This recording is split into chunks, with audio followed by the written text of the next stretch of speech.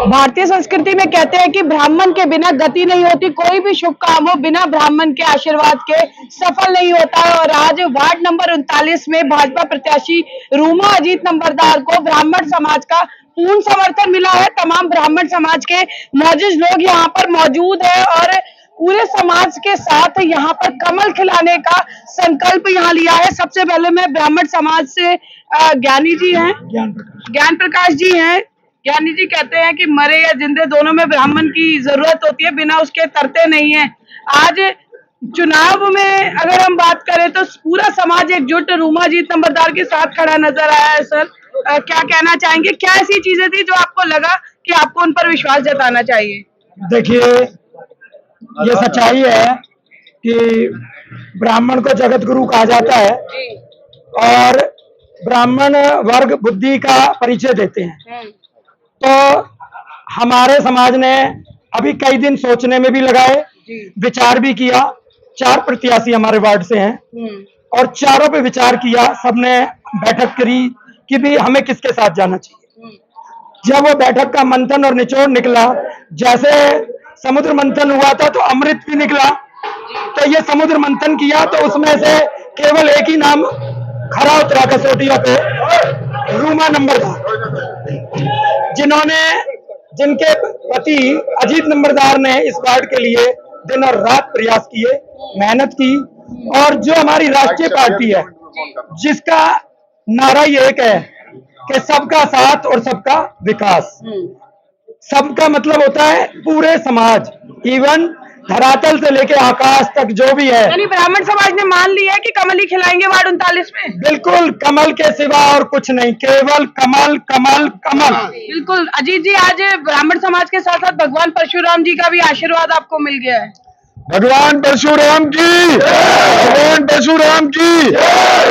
देखिए जी, युगों युगों से जो भी कार्य चला रहे हैं उनमें सबसे पहले ब्राह्मणों का ही आशीर्वाद लेना पड़ता है। आज कोई भी शुभ कार्य करने के लिए हवन कराते हैं, उसमें भी ब्राह्मणों का आशीर्वाद लेना पड़ता है।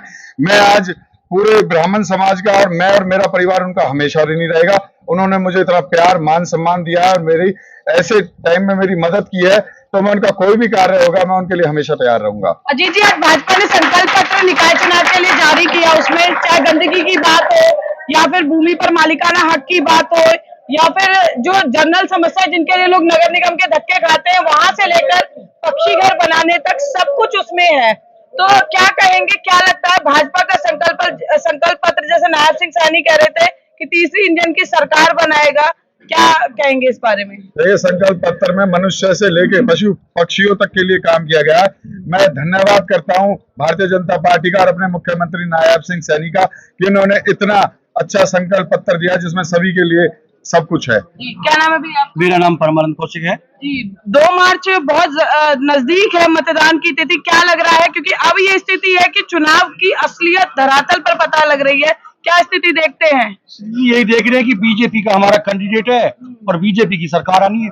हमारे प्रत्याशी हैं, ये जीतेंगे बीजेपी में। तो हम चाहते हैं कि हमारे प्रत्याशी की ज्यादा से ज्यादा वोटिंग करी जाए ताकि डिप्टी मेयर के पद की हकदारी हो। अगर से ज्यादा वोटिंग होगी, ज्यादा पोलिंग होगी तो डिप्टी मेयर, हम कम से कम 3000 से लेकर 5000 के बीच में हमारी जीत निश्चित है। भाजपा प्रत्याशी है रूमा अजीत नंबरदार। सर क्या कहेंगे आप, जिस तरह से भाजपा मुख्यमंत्री नायब सिंह सैनी ने मंच से कहा रूमा नंबरदार को वोट दे, विकास की जिम्मेवारी मेरी, कैबिनेट मंत्री विपुल गोयल कहते हैं कि आप पार्षद बनाओ, यहाँ से विधायक बनाया था मुझे, विकास की मेरी जिम्मेदारी। तो भाजपा की नीतियों पर जो है लोग भी विश्वास जता रहे हैं, तो कैसे समझते हैं इस चुनाव को?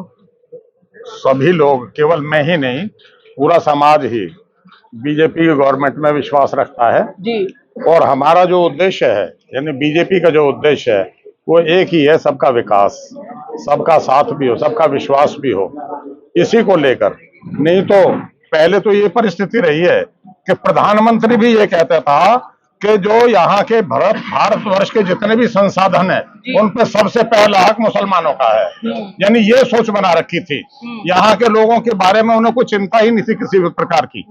लेकिन जब से मोदी जी की सरकार आई, स्टेट में खट्टर जी की सरकार आई, फिर यहाँ पे मेयर बने, यहाँ पे 2 साल से चुनाव नहीं हो पाए थे, लेकिन उसके उपरांत भी अजीत नंबरदार जी का तो इस प्रकार का रहा कि भले ही इनके पास कोई भी जिम्मेदारी नहीं थी, फिर भी इन्होंने यहाँ पर एमएलए का सहयोग लेकर यहाँ पे गांव के काम किए, सेक्टर्स के काम किए, यानी ऐसा इनको रहा है। अब हमारी रूमा बेटी है, क्योंकि अब उन्हीं की पत्नी है तो स्वाभाविक है उनके ही मार्गदर्शन में काम करेगी, जो हमारे गांव के लिए फायदेमंद होगा उस हर काम को वो करेगी ही करेगी, ऐसा हमारा विश्वास है। और आने वाली 2 तारीख को केवल रूमा अकेली ही नहीं, प्रवीण जोशी जो हमारे मेयर चुनी जाने वाली हैं वो भी चुनी जाएंगी, और सभी हम यहाँ के गांव के लोग उनको बीजेपी को ही जिताएंगे, ऐसा हमारा संकल्प है। जी रूमा जी, आज ब्राह्मण समाज के सभी गणमान्य जन मौजूद हैं यहाँ पर, आशीर्वाद दिया है और कमल खिलाने की बात कही है, कैसे आभार व्यक्त करेंगे? आभार मैं बहुत अपने हृदय से करती हूँ व्यक्त कि इन लोगों ने इतना समर्थन मुझे दिया है, जिससे मेरा और उत्साह बढ़ गया है और पूरा मुझे प्रोत्साहन अब मिल रहा है और मैं पूरे जोश के साथ चुनाव में उतरी हूँ और मुझे पूरा विश्वास है कि हम जीत के बहुत करीब हैं। जब इतनी 36 बिरादरी की जब संख्या मेरे साथ जुड़ेगी तो निश्चय रूप से जीत हासिल होने के मैं बहुत करीब हूँ। और जिस तरह से आप जानते हैं कि प्रत्याशी के रूप में मुझे इन्होंने उतारा है तो कुछ विश्वास इनका अजीत जी की तरफ भी था, क्योंकि अजीत जी ने पिछले 6 वर्षों से निरंतर इनके लिए कार्य किए हैं और आज जब ये जीत हमें मिली है, ये जीत इनकी जीत है, ये मेरी जीत नहीं है, ये हमारे पूरे समाज की जीत है। और जब मैं इस वार्ड में कार्य करूंगी तो इनका ही आशीर्वाद मेरे को मिलेगा। जी जी बिल्कुल, देखिए सबका साथ, सबका विकास और सबको विश्वास में लेकर रूमा अजीत नंबरदार, भाजपा नेता अजीत नंबरदार और तमाम मौजूद लोग जो है कमल खिलाने के लिए लगातार लोगों के बीच में, और देखिए सेवा लगातार पिछले कई सालों से कर रहे हैं, लेकिन अब अधिकार के साथ सेवा करना चाहते हैं, इसलिए जनता के बीच में है। और वार्ड 39 से भाजपा ने प्रत्याशी बनाकर सेवा के साथ अधिकार देने का जनता को मौका दिया है। तो 2 मार्च मतदान की तिथि है, आप 2 बटन जो है उस पर दबा सकते हैं, एक मेयर प्रत्याशी के लिए तो दूसरा अपने पार्षद प्रत्याशी के लिए। अब देखना ये होगा कि वार्ड नंबर 39 में जिस तरह से अजीत रूमा नंबरदार मजबूती बनाए हुए हैं, आने वाले समय में चुनाव जो है वो किस करवट बैठता है और मतदान को लेकर जो लोग कमल खिलाने को उत्साहित है आखिर उसे वोटों में तब्दील करते हुए कैसे उन्हें जीत दिलाते हैं। कैमरा पर्सन शिवम के साथ फरीदाबाद से पूजा शर्मा, पंजाब केसरी टीवी। हमसे जुड़े रहने के लिए हमारे YouTube चैनल को सब्सक्राइब करें और नई वीडियो की नोटिफिकेशन के लिए बेल आइकॉन को दबाएं। अगर आप ये वीडियो Facebook पर देख रहे हैं तो लाइक जरूर करें और ज्यादा से ज्यादा शेयर करें। धन्यवाद।